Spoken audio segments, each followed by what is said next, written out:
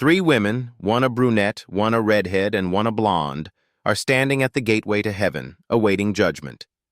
St. Peter tells them that to enter heaven their resolve must first be tested. He will tell them 100 jokes, and they must restrain themselves from laughing, or hell awaits them. He begins telling his jokes, and at the 10th one the brunette laughs and is sent off to hell. At the 25th joke, the redhead laughs too, and is also sent off to hell. The blonde woman, however, shows surprising discipline. St. Peter tells joke after joke, but she doesn't crack a smile, and it seems like she might make it through the entire test. But then at the 100th and final joke, she finally cracks and starts giggling. St. Peter can't hide his puzzlement at this, as the last joke was far from the funniest one, so he asks the blonde why that particular joke made her laugh. Still shaking from laughter, she tells him, "The last one? No, I just got the first joke." An elderly couple strolled by holding hands, and I couldn't resist joking with the gentleman. "Have her home by 10, I said with a wink.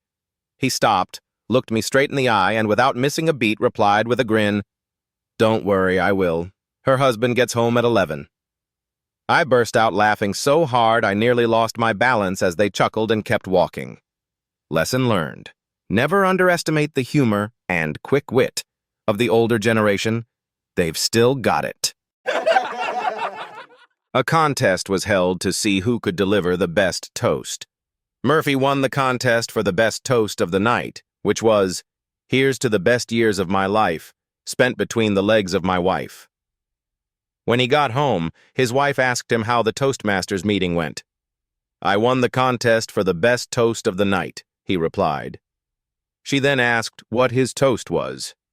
He said, "Here's to the best years of my life, spent in church with my wife." "How sweet of you to include me in your toast," his wife replied. While out shopping the following morning, Mrs. Murphy ran into the local policeman on the beat, who also attended the Toastmasters meetings. "Morning, Mrs. Murphy," he said. "That was a wonderful toast your husband gave last night. He won first prize." "Well, I'm afraid he wasn't quite honest with the facts," Mrs. Murphy replied. "He's only been there twice. The first time he fell asleep, and the second time I had to pull him by the ears to make him come." A contest was held to see who could deliver the best toast. Murphy won the contest for the best toast of the night, which was, "Here's to the best years of my life, spent between the legs of my wife." When he got home, his wife asked him how the Toastmasters meeting went. "I won the contest for the best toast of the night," he replied.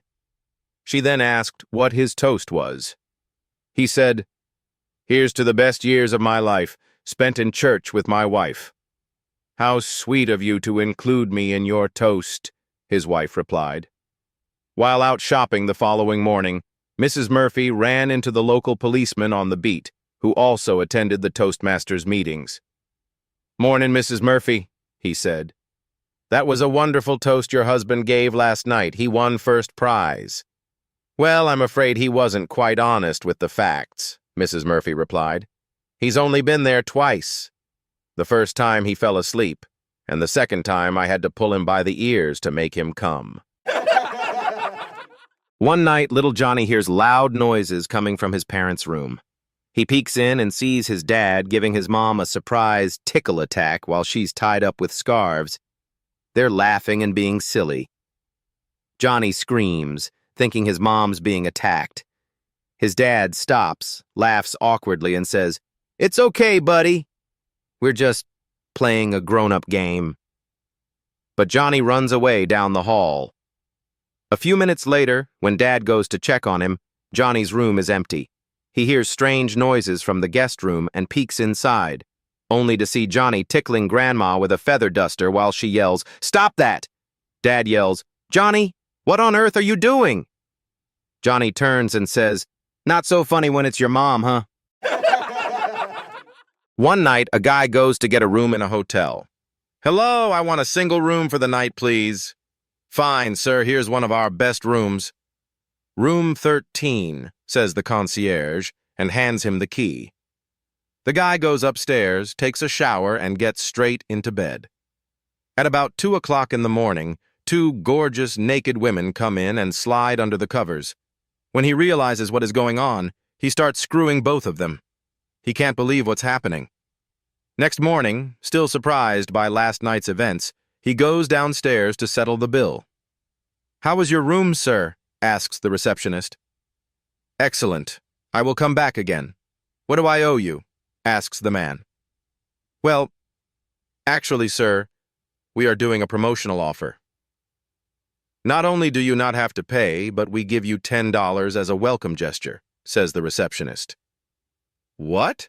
says the guy, very surprised indeed. "That's amazing." He takes the $10 bill and wanders off, debating whether his buddies will believe him or not. Needless to say, after a few days he's told all his friends and neighbors about Room 13 and the amazing night of passion. The next week, one of his buddies goes to check out the room. "Room 13, please." "Certainly, sir, here's your key." After he gets in bed at the same time at 2 o'clock, three girls, extremely horny, get in bed and screw his brains out. The next morning, not only does he not have to pay, but he too gets $10.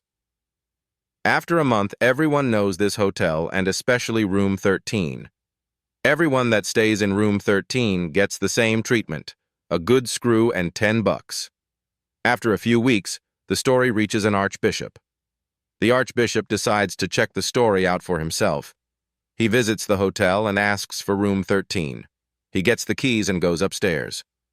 After a couple of drinks, he gets in bed waiting patiently for the naked girls to appear. Indeed, at about 2 o'clock in the morning, two naked ladies come to bed. They are as homey and wild as all the stories the archbishop has heard. The archbishop gets his pecker out and screws the both of them all night long. This is the night of his life. Next morning, he goes to reception, and when he asks how much the bill is, the receptionist says, "Nothing to pay, sir. Actually, we are doing an introductory offer. Here's $50 as a welcome gesture." Curious, the archbishop asks the receptionist, "Well, that's strange. Everyone else who comes here gets $10. Why do I get $50? "Well, sir," says the receptionist, "this is the first time we've filmed a porn movie with an archbishop in it." An 80-year-old man went to the doctor for a checkup, and the doctor was amazed at what good shape the guy was in. The doctor asked, "To what do you attribute your good health?" The old-timer said, "I'm a golfer, and that's why I'm in such good shape. I'm up well before daylight and out golfing up and down the fairways." The doctor said, "Well, I'm sure that helps, but there's got to be more to it. How old was your father when he died?" The old-timer said, "Who said my father's dead?" The doctor said, "You mean you're 80 years old and your father is still alive? How old is he?" The old-timer said, "He's 100 years old, and in fact he golfed with me this morning. That's why he's still alive. He's a golfer." The doctor said, "Well, that's great, but I'm sure there's more to it. How about your grandfather? How old was he when he died?" The old-timer said, "Who said my grandpa's dead?" The doctor said, "You mean you're 80 years old and your grandfather's still living? How old is he?" The old-timer said, "He's 118 years old." The doctor was getting frustrated at this point and said, "I guess he went golfing with you this morning, too." The old-timer said, "No, Grandpa couldn't go this morning because he got married." The doctor said in amazement, "Got married?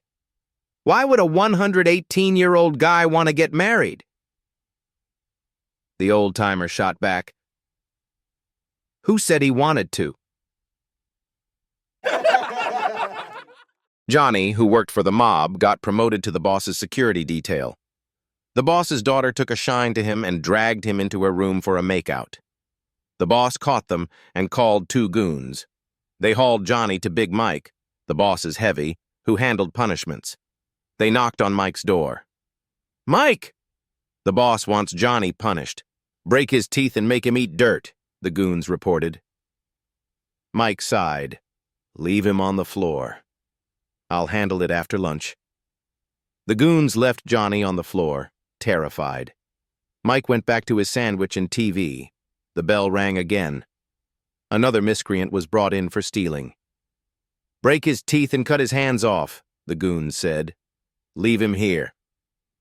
After lunch, Mike replied, unhurried.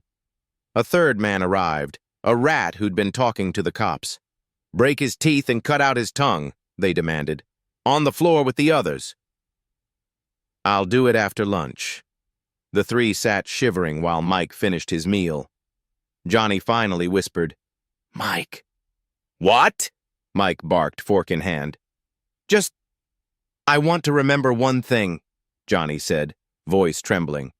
"I'm the guy you have to make kiss the boss's boots, right?" Mike froze, crumbs hanging from his lip. Then he stared at Johnny, slowly put down his fork and said, "Well, that'll be after lunch, too. But yes, that's your job." The husband leans over and asks his wife, "Do you remember the first time we had over 50 years ago? We went behind the village tavern where you leaned against the back fence and I made love to you." "Yes," she says. "I remember it well." "Okay," he says. "How about taking a stroll around there again and we can do it for old time's sake?" "Oh, Jim, you old devil, that sounds like a crazy, but good idea." A police officer sitting in the next booth heard their conversation and, having a chuckle to himself, he thinks to himself, "I've got to see these two old-timers having sex against a fence. I'll just keep an eye on them so there's no trouble." So he follows them. The elderly couple walks haltingly along, leaning on each other for support, aided by walking sticks. Finally, they get to the back of the tavern and make their way to the fence. The old lady lifts her skirt and the old man drops his trousers. As she leans against the fence, the old man moves in. Then suddenly they erupt into the most furious sex that the policeman has ever seen. This goes on for about 10 minutes while both are making loud noises and moaning and screaming. Finally, they both collapse, panting on the ground. The policeman is amazed. He thinks he has learned something about life and old age that he didn't know. After about half an hour of lying on the ground recovering, the old couple struggles to their feet and puts their clothes back on. The policeman is still watching and thinks to himself, "This is truly amazing. I've got to ask them what their secret is." So, as the couple passes, he says to them, "Excuse me, but that was something else. You must have had a fantastic together. Is there some sort of secret to this?" Shaking, the old man is barely able to reply, "50 years ago, that wasn't an electric fence." There once was this guy who was going on a date to the movies with a beautiful girl. Before he went, he made the mistake of eating a jumbo can of beans. Right after he picked her up, he felt the need to fart, but he figured he could wait until they got to the movies. When they got there, he asked her if she wanted some popcorn and Coke. She said sure, so he went to the restroom. The line was long, so he went back to the lobby, got the food, and went back into the theater. When the movie is over, he goes to the bathroom again, still with a tremendously long line. So he figures he can wait until he drops her off. When they pull up into her driveway, she exclaims, "Oh, goody. My grandparents are here. Come on in and meet them." He agrees, although his a-hole is about to cry at this point. They go in and sit down at the table. Finally, he couldn't hold it in any longer and tried to let it seep out a little at a time. As he squeezed out a toxic blast, he aimed it towards the family's hound dog, Duke, in hopes that they might blame the pooch for the horrendous fart. The girl's father stands up and hollers, "Duke!" and sits back down. Great, he thought. They really think it's the dog. So, he starts bombarding the room with a couple, more powerful, louder stinkers. Once again, the girl's father stands up, shouts, "Duke!" and sits back down. Finally, he lets it all go, and the loudest, most hair-curling fart you've ever heard or smelt rippled through the dining room. The girl's father stands up again. "Duke, get the hell out from under him before he shits on you." A group of guys, all turning 40, discussed where they should meet for lunch. Finally, it was agreed that they would meet at Weatherspoons in Uxbridge because the waitresses had big and wore mini skirts. 10 years later, at age 50, the friends once again discussed where they should meet for lunch. Finally, it was agreed that they would meet at Weatherspoons in Uxbridge because the waitresses were attractive. The food and service was good, and the beer selection was excellent. 10 years later, at age 60, the friends again discussed where they should meet for lunch. Finally, it was agreed that they would meet at Weatherspoons in Uxbridge because there was plenty of parking. They could dine in peace and quiet with no loud music, and it was good value for money. 10 years later, at age 70, the friends discussed where they should meet for lunch. Finally, it was agreed that they would meet at Weatherspoons in Uxbridge because the restaurant was wheelchair accessible and had a toilet for the disabled. 10 years later, at age 80, the friends discussed where they should meet for lunch. Finally, it was agreed that they would meet at Weatherspoons in Uxbridge because they had never been there before. George Phillips, an elderly man from Walled Lake, Michigan, was going up to bed when his wife told him that he'd left the light on in the garden shed, which she could see from the bedroom window. George opened the back door to go turn off the light, but saw that there were people in the shed stealing things. He phoned the police, who asked, "Is someone in your house?" He said, "No, but some people are breaking into my garden shed and stealing from me." Then the police dispatcher said, "All patrols are busy, you should lock your doors and an officer will be along when one is available." George said, "Okay." He hung up the phone and counted to 30. Then he phoned the police again.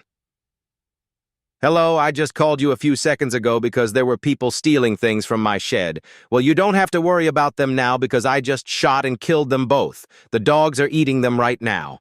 And he hung up. Within 5 minutes, 6 police cars, a SWAT team, a helicopter, 2 fire trucks, a paramedic and an ambulance showed up at the Phillips residence and caught the burglars red-handed. One of the policemen said to George, "I thought you said that you'd shot them." George said, "I thought you said there was nobody available." Mr. Harold Thompson had trouble hearing, enough that his grandkids often joked he was only half in the conversation. Truth be told, Harold didn't mind missing a few details here and there, but eventually, he decided it was time to do something about it. He visited a specialist, got fitted with some top-of-the-line hearing aids, and like magic, the world came back to life. Birds chirped, music was crisp, and for the first time in years, he could understand every word people were saying without leaning in or nodding politely. A month later, he returned for a checkup. "Well, Mr. Thompson," the doctor smiled, looking over the charts. "Your hearing is now excellent. I bet your family is thrilled." Harold chuckled, leaned forward, and whispered, "Oh, I haven't told them yet." The doctor raised an eyebrow. "I just sit quietly in the corner and listen," Harold said, eyes twinkling. "You wouldn't believe what people say when they think you can't hear a thing." He paused, then added with a grin, "Let's just say, I've updated my will 5 times already." A man goes to the doctor with a long history of migraine headaches. When the doctor does his history and physical, he discovers that the poor guy has tried practically every therapy known to man for his migraines, and still no improvement. "Listen," says the doc, "I have migraines too, and the advice I'm going to give you isn't really anything I learned in medical school, but it's advice that I've gotten from my own experience. When I have a migraine, I go home, get in a nice hot bathtub, and soak for a while. Then I have my wife sponge me off with the hottest water I can stand, especially around the forehead. This helps a little. Then I get out of the tub, take her into the bedroom, and even if my head is killing me, I force myself to have love with her. Almost always, the headache is immediately gone.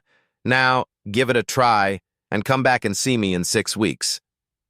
6 weeks later, The patient returns with a big grin. Doc! I took your advice and it works. It really works. I've had migraines for 17 years and this is the first time anyone has ever helped me. Well, says the physician, I'm glad I could help. By the way, Doc, the patient adds, you have a really nice house. In 1969, in the months leading up to the moon landing, the Apollo 11 astronauts trained in a remote moon-like desert in the western United States. One day as they were training, the astronauts came across an old Native American. "What are you doing here?" the old man asked. "We are here as a part of a research expedition that will very soon travel to explore the moon." "The moon? Could you then do me a favor?" "What do you want?" "Well, the people of my tribe believe that holy spirits live on the moon. I was wondering if you could pass an important message to them from my people." "What's the message?" The man uttered something in his tribal language and then asked the astronauts to repeat it again and again until they had memorized it correctly. "What does it mean?" asked the astronauts. "Oh, I cannot tell you. It's a secret that only our tribe and the moon spirits are allowed to know." The astronauts were intrigued with the secret message, so when they returned to their base, they searched and searched until they finally found one Native American who could speak old man's tribal language and translate the message. When they repeated the message they had memorized, the translator started to laugh his off. "Why are you laughing, man? What does the message say?" "It says, don't believe a single word these people are telling you. They have come to steal your lands." A new army captain was assigned to an outfit in a remote post in the Afghanistan desert. During his first inspection of the outfit, he noticed a camel behind the mess tent. He asks the sergeant why the camel is kept there. The nervous sergeant said, "Well, sir, as you know, there are 50 men here on the post and no women. And, sir, sometimes the men have urges. That's why we have Molly the camel." The captain says, "I can't say I condone this, but I understand about urges, so the camel can stay." About a month later, the captain starts having his own urges. Crazy with passion, he asks the sergeant to bring the camel to his tent. Putting a ladder behind the camel, the captain stands on the ladder, pulls his pants down, and has wild, insane sex with the camel. When he's done, he asks the sergeant, "So is that how the men do it?" "No, not really, sir. They usually just ride the camel into town where the women are."